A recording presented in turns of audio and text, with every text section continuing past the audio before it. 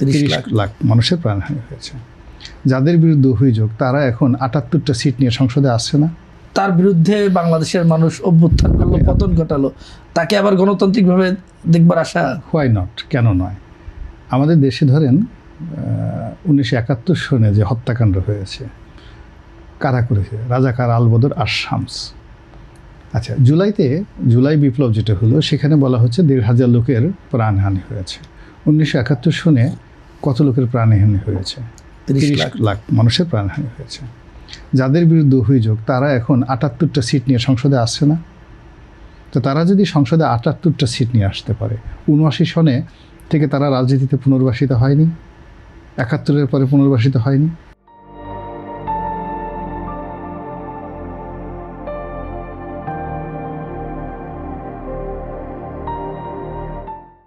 তারপরে শেষে তাদের শাহ আজিজুর রহমান থেকে শুরু করে অন্য সমস্ত যে সমস্ত লোকজন ছিল, যা গোলাম আজম সাহেব দেশে বাইরে ছিলেন কিন্তু তাদের আত্মীয় স্বজন ছিল, তারা কি 73 সালে পুনর্বাসিত হয়নি?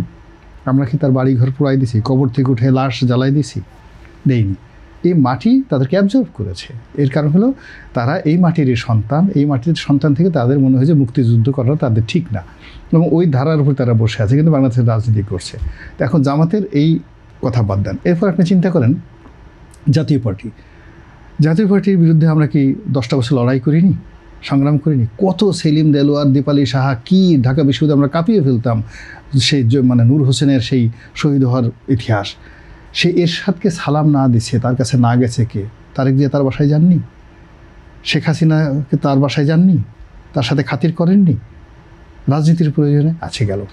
এই যে এখন বিএনপি ক্ষমতায় আসছে, আমরা বিএনপি যখন ক্ষমতাচ্যুত হয়েছিল, সেই 111 হয়েছিল, বিএনপির নাম নেওয়ার মতো কোনো মানুষ ছিল? 17 বছরে তারা ফিরে আসেনি। Why not Awami League? কেন আসবে না? আসতেই হবে। This is one. Second thing হলো, এটা ইতিহাসের 2টা এখন অবিসম্ভাবী পরিণতি এই মুহূর্তে যেটা আছে, এর বাইরে যাবে না। রাজনীতি যেটা গণিত বলা হয়, ধরুন বর্তমান বিরোধী দল যেভাবে আছে, আওয়ামী লীগ নেই, আর বর্তমান সরকারি দল আছে, তো 5 বছর পরে নির্দিষ্ট একটা ইলেকশন হলো।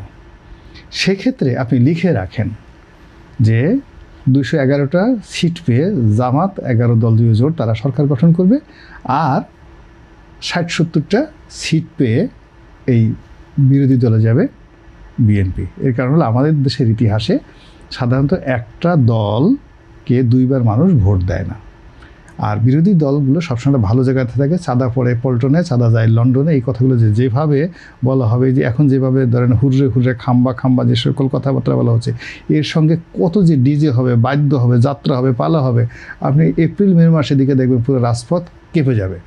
তো এই যে একটা ইমব্যালেন্স, মানে বিএনপির লোকের কাছে মনে হবে যদি বলা হয় যে আগামী 5 বছর পরে জামাত ক্ষমতায় আসবে, জামাতের আমির হবেন আমিরুল মুমিনিন, আর অন্যদিকে বিএনপির লোকরা বলবে তুমি ইঁদুরের বিষ খেয়ে মারা যাও। সে বলবে ওই দৃশ্য দেখার আগে তাড়াতাড়ি গট করে ইঁদুরের বিষ খেয়ে মারা যাবে। এবং যদি এই বুদ্ধি মাসুদ কামাল সাহেব দেন, তারা বলবে যে ভাই আপনি এত সুন্দর একটা বুদ্ধি দিয়েছেন, আসেন আপনি কী চান, সঙ্গে সঙ্গে তাকে পুরস্কার করবে। তখন কি হবে? ওইরকম একটা পরিস্থিতিতে জামাতকে ভয় পেয়ে দেখা গেল যে আওয়ামী লীগের জন্য একটা স্পেস তৈরি করে দেবে সরকারের যারা লোকজন আছে তারা। দিস ইজ ওয়ান, যারা জামাতকে ভয় পাবে। অন্যদিকে এই যে এখন যে কন্ট্রাডিকশন অ্যান্ড কনফ্লিক্ট চলছে, সেখানে যখন রাজপথ উত্তপ্ত হবে তখন কোনো কিছুই কারো নিয়ন্ত্রণে থাকবে না। তখন জামাত তাদের হাতকে শক্তিশালী করার জন্য, মাঠের রাজনীতিতে টিকে থাকার জন্য কোথায় তারা বাঁশি বানাবে, হ্যামিলনের বাঁশি বানাবে, ফু দেবে যে কোথায় কোথায় আওয়ামী লীগের লোক লুকাই আছো, আসো, এই আমাদের ছাতির তলে আশ্রয় নাও, এই আমাদের পাঞ্জাবির তলে আশ্রয় নাও, এই আমাদের টুপি পাগড়ির কাছাকাছি আসো, আমরা তোমাদেরকে নিরাপত্তা দেবো, যেভাবে নাহিদ এভাবে বলছে। ফলে উনি তো বললো 2 বছর, আমি জাস্ট আপনাকে সময় দিলাম 3 মান্থস। আপনি 3 মাস পরে আর একটা টকশোতে আমাকে ডাকেন, ওনাকেও ডাকেন, আপনি দেখেন যে আজকে আমাদের যে দৃশ্য, আজকের এই তারিখের দিকে মনে রাখেন, এই 3 মাস পরে দেখেন যে আমাদের কথা কত ডিগ্রি অ্যাঙ্গেলে উল্টে গেছে, তখন আর এই পরিস্থিতি থাকবে না।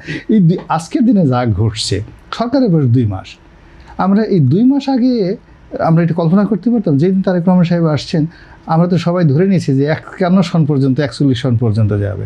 আমরা সবাই ধরে নিয়েছি যে তারেক রহমান সাহেবের পরে জাইমা রহমানের মা আসবেন, জাইমা রহমানের মায়ের পরে জাইমা রহমান নিজে আসবেন, 3টা জেনারেশন পরপর পরপর চালাবে। কিন্তু এই 2 মাসের মধ্যে দেখেন বাংলাদেশের কী সব কথাবার্তা হচ্ছে, মানুষ সব আজেবাজে জিনিস হয়েছে। এই হলো বাঙালির মানে অধৈর্যতা, অস্থিরতা। ফলে এই অস্থিরতার দেশে 30 দিন, 60 দিন, 30-90 দিন টিকে থাকা, বিশ্বাস করে এটা আল্লাহর একটা অশেষ রহমত। এছাড়া এখানে সম্ভব না।